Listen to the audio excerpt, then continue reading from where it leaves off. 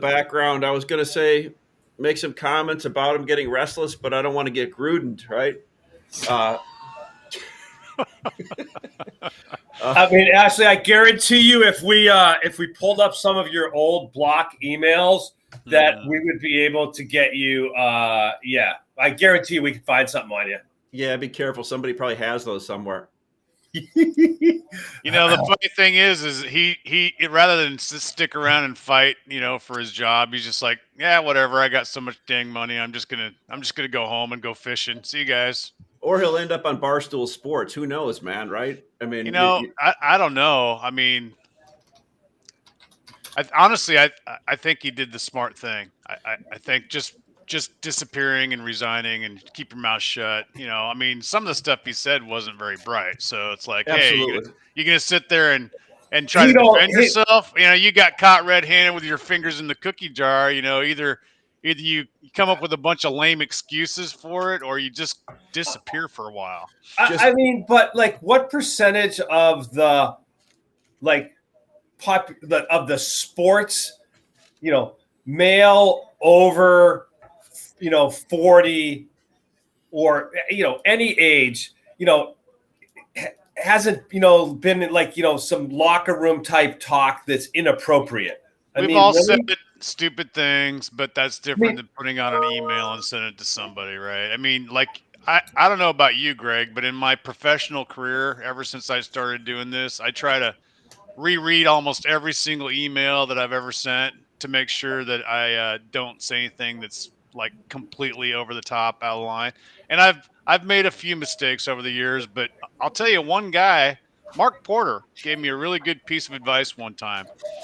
I was really mad at somebody. A reload lost some wood or something, and I was going to fire off a nasty gram to the owner of the reload.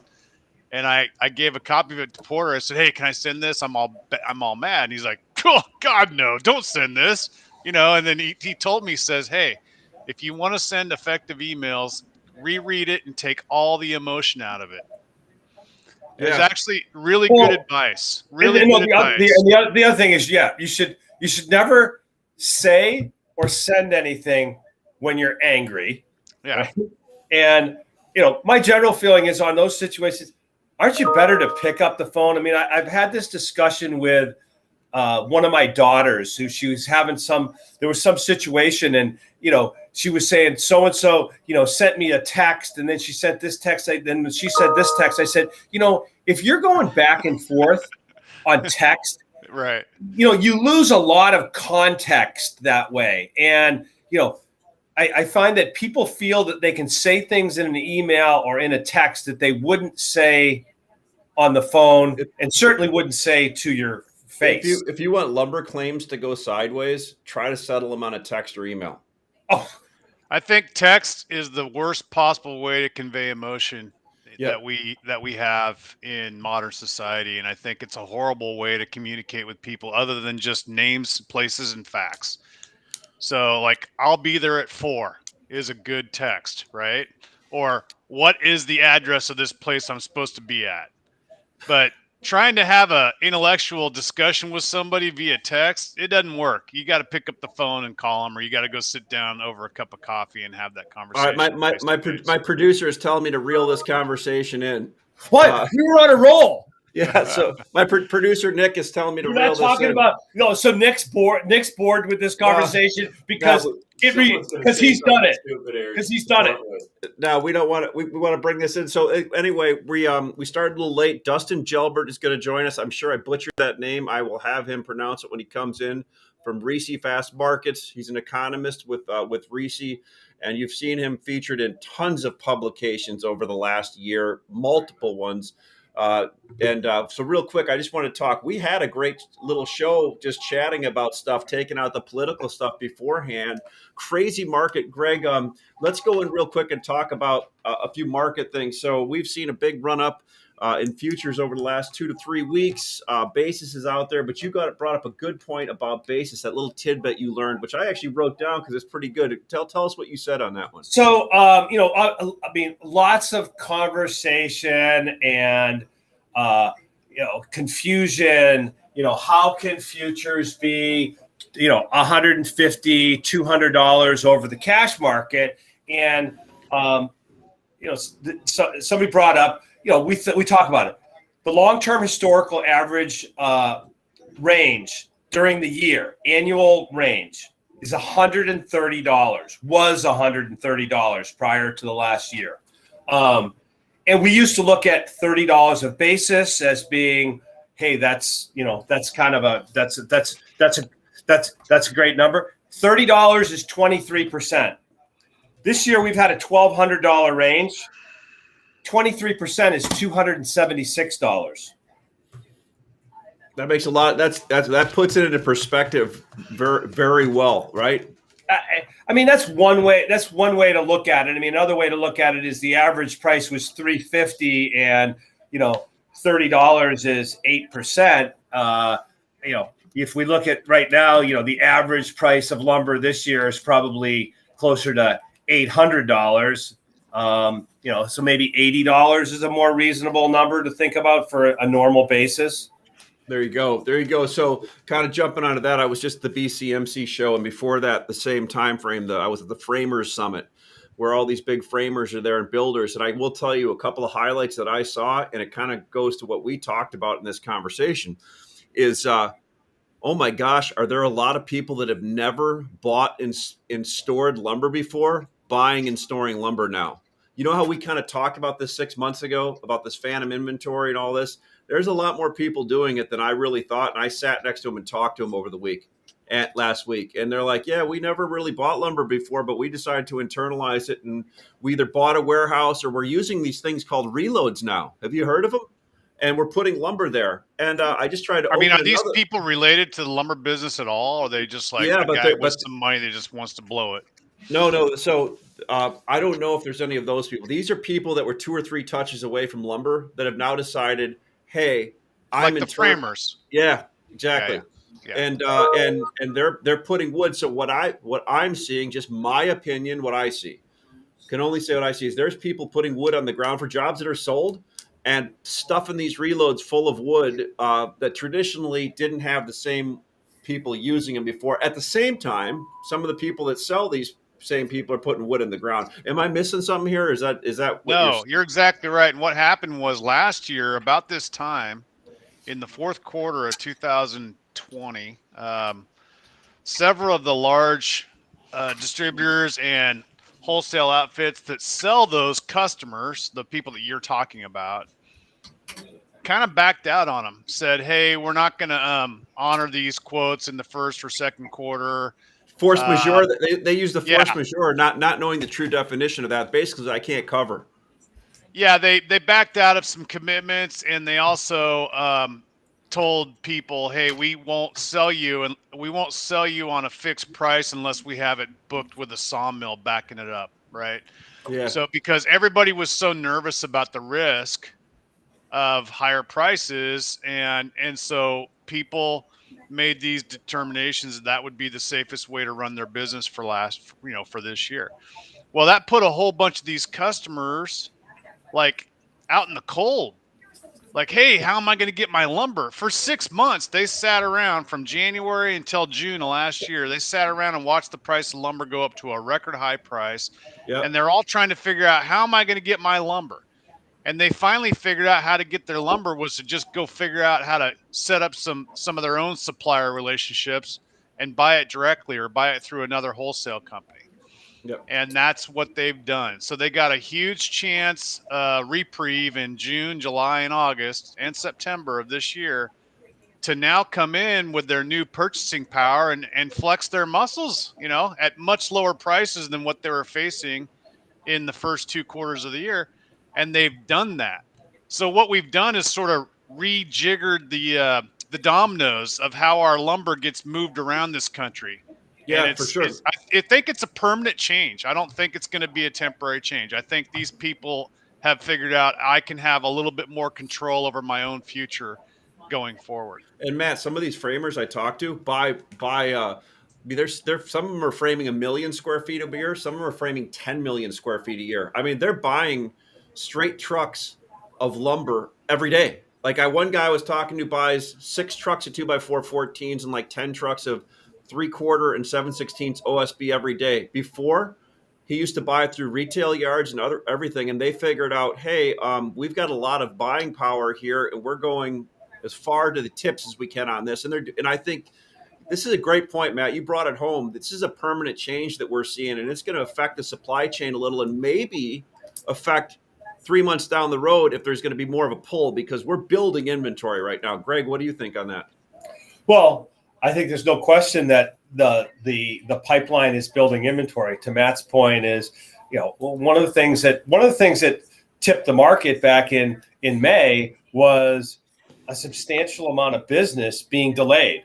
We had the discussion. I mean, there was slabs poured and projects were ready to go, but the pricing was so far out of budget that it got delayed. That stuff started getting placed in August, and then the people that were looking at October, November, December, first quarter of next year, they looked at the pricing and said, hey, we don't want to be in the same situation we were in earlier this year. We're going to buy all this lumber, which is why now we have reloads all over the country that are jammed full of lumber and are embargoed or not accepting new shipments from new people. So, I mean, I guess it's a great time to be a lumber reloader.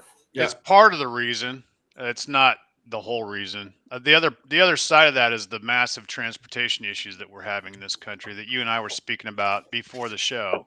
So if you want to talk about that now, that kind of ties in with this whole tie it in, Matt, and then Greg, take it away. You had some relevant information about your East Coast business, and then I'll finish with my thoughts on it. Yeah, so I mean, I'll say is that it's really frustrating as a distributor. Matt and I were talking. Our business has always been built on, hey, we carry a lot of inventory. For years I was like, I can ship in 24 to 48 hours. Now I have 2 weeks worth of orders on the board to ship. Prompt lumber, I have it sitting on the ground. I'm quoting 2 or 3 weeks out, depending on where it's going, and I have it physically on the ground. Yep, there's several things going on right now in this country, transportation wise. You read about it with the port problems, and I saw some little bit of news yesterday about the Port of Savannah having 88,000 containers just sitting there not moving anywhere. I don't know if that's true or not. I didn't even read the whole article, but I saw a little report like that. I know that Long Beach and Houston and other ports are having their own issues. I have material in Houston right now that I'm dealing with, so I'm well aware of what's going on in the ports. But what's also going on is trucking, and it has nothing to do with the ports, right? There's a shortage of truckers. There's a shortage of employees that are working at these reloads, right? I mean, people have quit, or they got COVID, or they went and got a different job. Being a reload worker may or may not be your career, right? It might just be a stepping stone. So, and then we have a problem with employment in this country anyhow. I mean, that's why almost every business that you see has a help wanted sign out. So I don't think this problem's going to get any better anytime soon. But I'm at the point now where I'm quoting people, I'll ship it when able. Yeah. I'm not even committing. Well, you're not even putting a week on it. It's like, yeah, I was entertaining this for up until about a week and a half ago. I was getting phone calls from people. Hey, if I buy this on Monday, will you get it there by Friday? And I'd make 4 or 5 phone calls and I'd dial it all in. And even then, truckers would cancel, or the reload guys wouldn't load the trucks because they wanted to close for the day, whatever. I can only have so many excuses how I didn't perform my job correctly. Yeah, it's not the way you ran your business before. So now I just say I'll ship it when able. Yeah. And it might be 3 weeks. It might be 1 day. But I'm not going to commit. And this is the first time in my 27 years of doing this that I've been in this position where I had to tell people I'll ship when able. And they're getting still worse. Buying it. Yeah, this is getting worse, not better, right? I mean, it's getting a lot worse to the point where it actually concerns me about, not just lumber, but everything. Like the stuff that you're going to go buy at Costco after the show.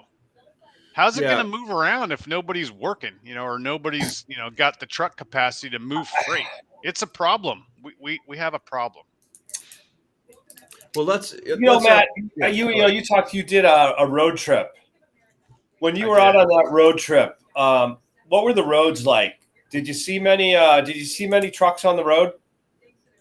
I'll tell you this: after dusk every evening, if you're driving from say 6 p.m. on, it was all trucks. I mean, it's 90% trucks on the interstates and 10% passenger cars. During the day, it's like, your normal everyday commute. You probably have like 70% mom and pa driving around and then 30% over the road truckers. But at night in this country, if you guys want to see something interesting, hop on Interstate 15 or I-10 or I-84 or whatever interstate you got running through your country, your little area, at about 9 o'clock at night, and just drive around for a while and see what you see. You'll see nothing but semi trucks. Yeah, that's a great point. We saw, like, literally when we drove to the BCMC between Chicago and Omaha, uh, early morning, late at night coming back. I mean, Yep. semis lined up and down 80 going everywhere, and Yep. all different. And it's funny. We had Ryan's one of our new team members here. We were pointing to him, drop trucks and loads of lumber and flats, and there was just a ton of lumber floating around. Right? It was crazy. Well, cool. So I know there's a lot of other interesting trends to talk about, but one of the factors was, let's not forget this. The theme at the BCMC is we have great business. We are sold out 6 months. We are telling our salespeople to push the clutch in on some sales. The only downside, labor. Labor is tough everywhere because people are not going around for $2 or $3. They're moving for 50 cents. Some of these people were saying, right? Which is crazy. So you need to keep your labor force. In jobs that they thought were going to start on time in certain places don't because of some variable, and they got to quickly flex and ship to another job, which creates all kinds of uncertainty. But business is great, but there are so many variables that are in play now, as with anything going great, but they're different, and everybody's trying to manage those, right? So I think to keep this thing moving, we're going to bring Dustin in right now from Reese, introduce him, and we're going to chat a little bit about the world that he lives in. Hey, Dustin, how are you? Hey, Ashley, good. Thanks to you and the gang at Materials Exchange for having me on. It's a pleasure to be here. I appreciate that, man. Did I butcher your name? Is it Gelbert? It's fine. I take all pronunciations. I say Jalbert, it's French Canadian, but I take Jalbert. Anything you throw at me, I'll just nod my head and say yeah. I was so off, man. Gelbert. All right, well, great. It's fine. You're fine. You weren't even close, Ashley. Way to go, buddy. I shouldn't have even tried. But look at so Dustin, I've known you for a long time. Dustin's a great guy. Reese, Fast Markets. They own Random Links. What is your official title, Dustin, at Fast Markets? So I work as a senior economist on the wood product side. And I specifically cover softwood lumber, but I've been doing forest products for almost a decade now. I started on the pulp and paper side of our business, and I've been doing lumber specifically for the last 4 years or so. So, man, I got to tell you, I see your name in every single really good news article that comes out, and you do a great job because it's got to be first of all, it's tough managing numbers, right, and putting out just economic facts on things in a volatile market because things change every second, right? So tell us a little bit about what your last year was like, some cool things about it, and just how many times you get pinged a day just to be on publications and how you handle it. Yeah, I mean, half of the battle of doing this type of work, right, being a business economist, we do some forecasting, but the most of our work is really rationalizing and sifting through data and trying to figure out what makes sense and what doesn't, right? Sometimes you get data points and, this is the official statistic, but you go and, you have to go out and corroborate that out in the market. And that's a lot of what we do. We go talk to people. We try to make sense of what, is the data kind of reflecting what's going on in the market, and if not, what's going on there, right? So, I mean, it's been a tough year to forecast, right? I mean, you put your forecast out a week later, and it's like, okay, market conditions have changed again. What's going on here? But yeah, I mean, it's been a wild year for the industry in general, right? I mean, in a normal year, in terms of what we would get for inquiries from the press and things like that, it's maybe 1 or 2 inquiries a year that we get. Yeah. And, when we're talking, April and May, kind of the peak of lumber mania, I mean, we were getting, a couple inquiries a week, if not more. It was just, it's not what we're used to, right? Fielding these kinds of sort of media opportunities, but it's been a fun year to cover the industry. There's no doubt about that. So real quick, tell us a little bit about Random Lengths. How many, I mean, you guys, the one thing I don't think people realize is, I mean, you have a methodology to how you do things, and you have a lot of data points. Kind of, could you tell people what your methodology is, and how many data points are you guys collecting weekly? Or if you can tell. Well, there's a pretty distinct wall between the economic analysis side and the editorial price reporting side.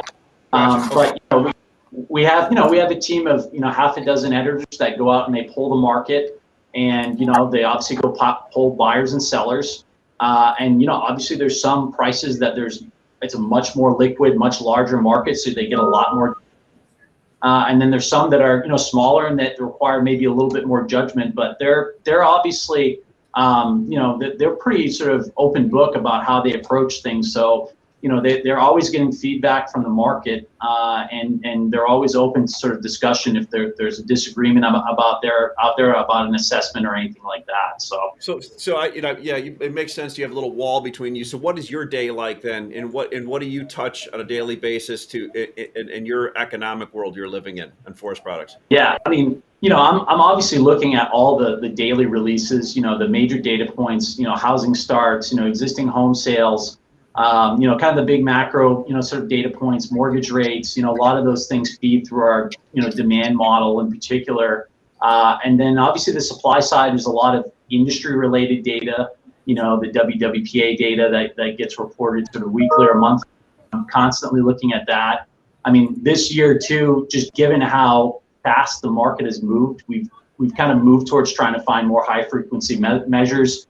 I mean, I'm looking at everything from rail shipment data to I'm actually a big fan of Google search data. I think that's there's actually a lot of cool insights that you can find there. And, one of the charts I sent over in particular was on this sort of DIY boom, right? And that, there's some pretty interesting insights you can gather from there. But yeah, it's pouring through data, doing, monthly we do our forecasts. So you want to go to I figured we just pulled up your so basically surging new home sales and the home improvement boom. Is that the one that you were talking about? In terms of the Google search trends, if you go a couple down, it might be the third or fourth one. Oh, actually, it's right there. That's the one. So this is something we started tracking when we started hearing that really what was driving lumber demand, even in the summer when kind of housing starts took a little bit of a plunge last year, is really that the home centers are really driving a lot of the volume, right? And it's the repair and remodeling side in general is a tough sector to track, but it is the largest sort of end use market for lumber consumption in North America. So we started looking at searches. You can see here, build a deck or build a porch, and when you look at 2020. Interest just soared, right? And it's clearly a reflection of people were stuck at home, stimulus checks in hand, not spending on the service side of the economy so much, and they pivoted a lot of that money into their homes, right? So, some of that's come off this year, but it's been a pretty good little indicator for us to kind of just track interest on that. One of the things that I noticed when I looked at this chart, which Ashley shared with me yesterday, was it's a very clear seasonal on the build a deck where, it starts rising in the first quarter, peaks in the second quarter. And then going back in all these years, it seems pretty consistent that it doesn't bottom out until really the end of the calendar year. Yet I'm looking at this year and it's already bottomed out and moving higher. Yeah. And, good point. Yeah. Yeah, I think you're right. I mean, you see it in other kind of sources of data. When you look at, say, the WWPA, they have some weekly order data. you are seeing a bounce back of ordering after this kind of lull that we had in the summer months. And it does sound like, the traffic through the home centers and the volumes are starting to pick up again. And I think that's part of the reason you're getting some support out in the market on the pricing front. Yeah, absolutely, Dustin. This is cool because we were at a panel at the BCMC show, and they had five industry expert up there. They did a great job. Mike from our company asked him, "What indicator do you look at, like, to check on price moves?" And people were like, they kind of looked at each other at first, right? Because so this is a good reason why they can look at some of your data, because it's hard. It's like herding cats trying to get into industry data in this forest products market, right? And this, I'm a big fan of Google Trends and Google things. I keep lumber futures open and everything else where I see how many times people ping lumber prices. It's interesting what you can harvest out of here and glean out of here. I really think that's great. What give us another chart we should go to kind of talk about. You heard a little about what we were talking about coming into this. What another chart we could go to maybe give some people some tidbits of what they're seeing and what's going forward here. Well, yeah, maybe we can go up to the inventory chart, that sort of deficit of production versus demand, and then to the right there's the months of supply chart. So I think if you go, there you go, this guy right here. So you guys are talking about inventory, right? And so to the right here in the purple line, that is our estimate of months of supply of lumber inventory in the U.S. at the wholesale and retail level. And this data, it's a little dated. It's only out to, I think, May or June. So, to your point, obviously when we look at where we started 2021, right, we feel like there was a pretty big, inventory depletion that happened throughout the market, right, that really contributed to a lot of the volatility.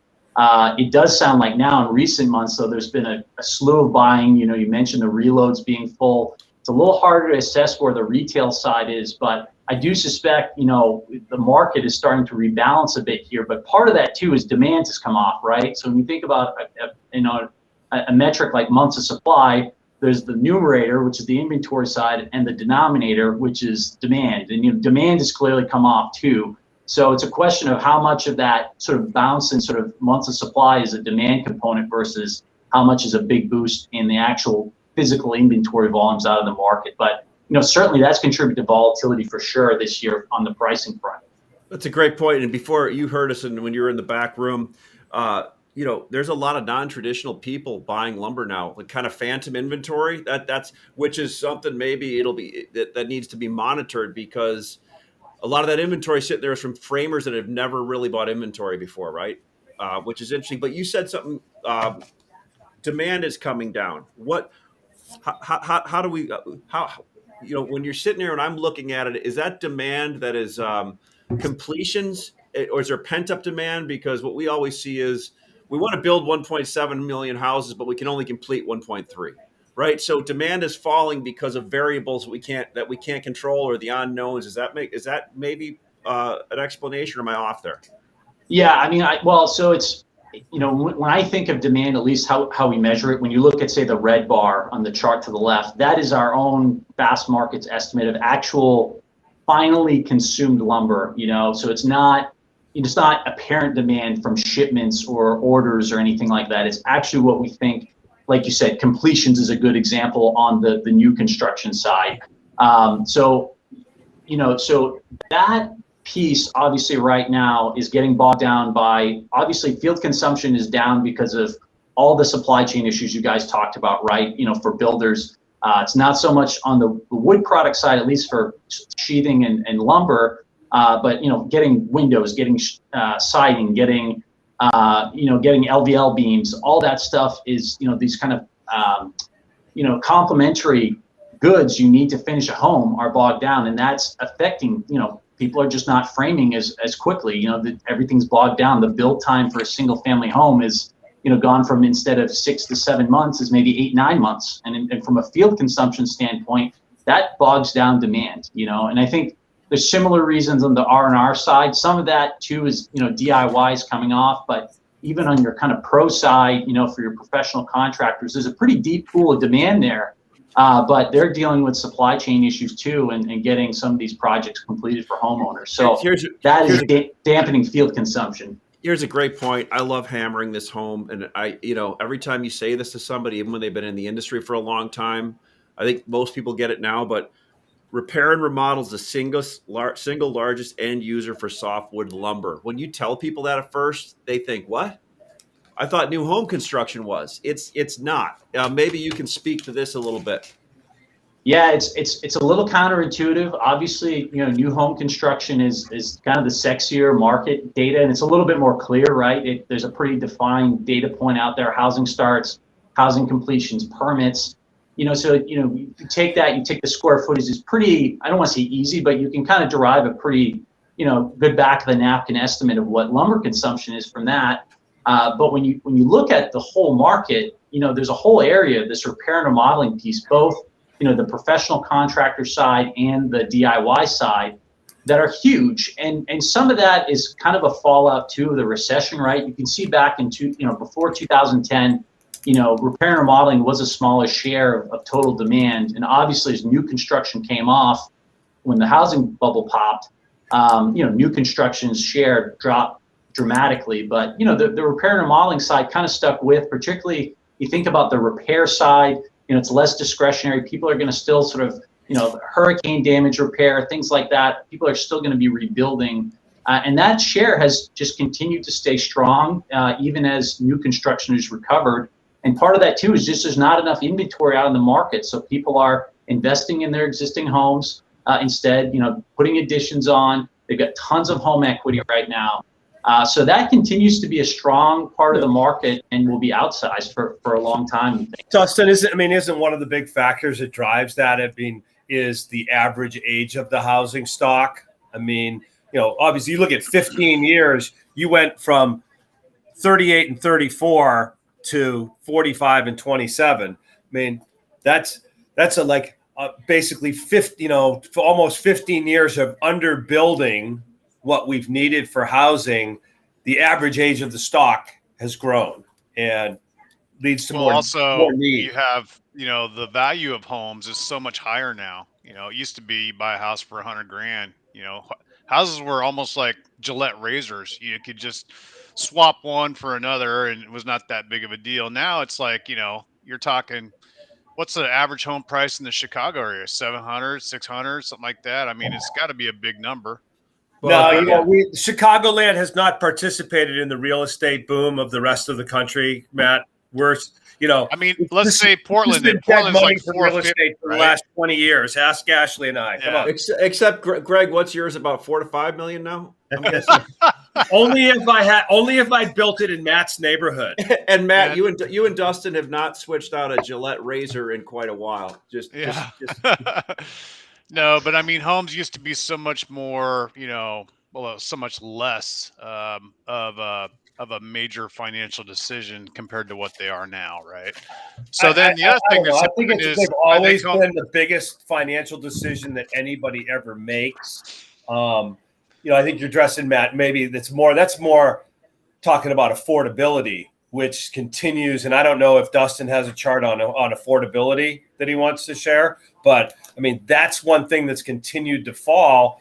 And it's also why you've had this big explosion of growth of home rentals. You've got all these major businesses now that not only, they started buying houses when the financial crisis hit, but now they're buying whole subdivisions that the major builders are building just to rent them. Hmm. Yeah. I want to bring up one thing here too. We're gonna switch to another one. So one thing we always talk about, Dust, on the show is what's the cost of production.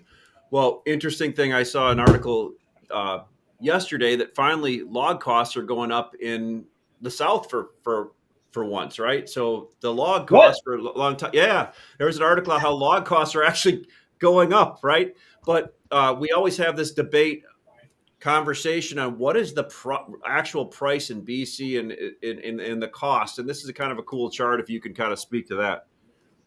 Yeah, sure, certainly. And this, this just looks at our estimates for the average variable production costs for the BC interior. So that's the sort of the red part of the bar.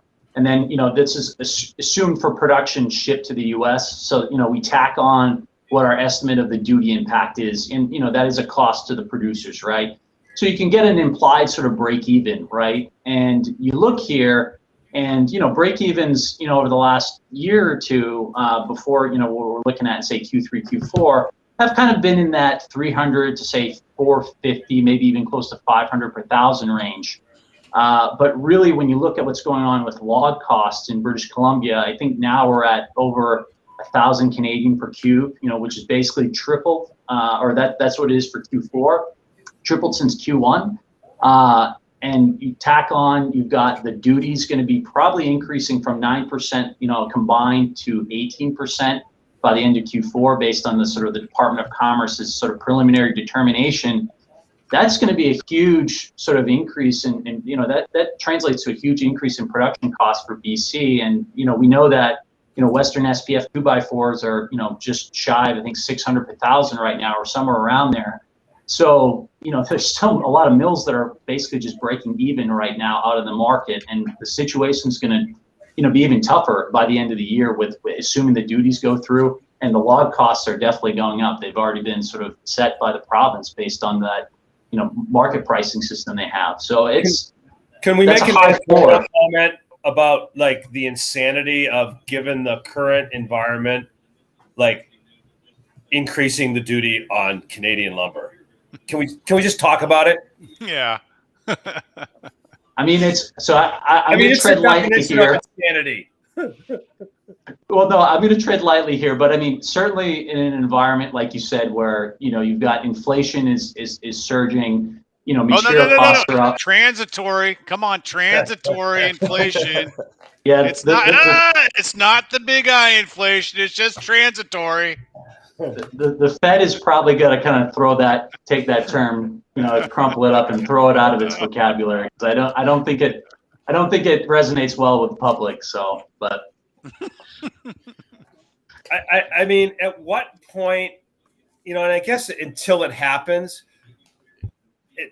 they're going to have to drastically increase interest rates at some point in time as this inflation continues to build. It's not transitory, it's real, and it's building through the system. It's not going to go away anytime soon. So, that's kind of my wild card, is at what point do they have to overshoot, because they're like, oh shoot, we can't have 6 and 8% inflation annualized. What are we at now? 5.2? I think this morning. Yeah, I think we're knocking around there annualized for sure. I mean, I think there's some goods that you will see at least the rate of inflation soften a bit, but I think a lot of people have been surprised how persistent we've seen prices go up for a lot of goods, right? And I mean, you have a perfect storm where demand has held up, and part of that is just there's been a historic amount of stimulus in the economy that has supported households, but on this supply side, we have a negative supply shock across pretty much all goods sectors, right? And you guys are talking about it. On the shipping side, that's a huge issue across the supply chain. Manufacturing's had trouble keeping people. It's kind of there's a kind of a race to the bottom is not the right word, but you've got, Amazon raising wages, Walmart raising wages, kind of pulling employees from other sectors, making it hard for manufacturers in other parts of, the economy to ramp up production if everyone's competing for a smaller labor.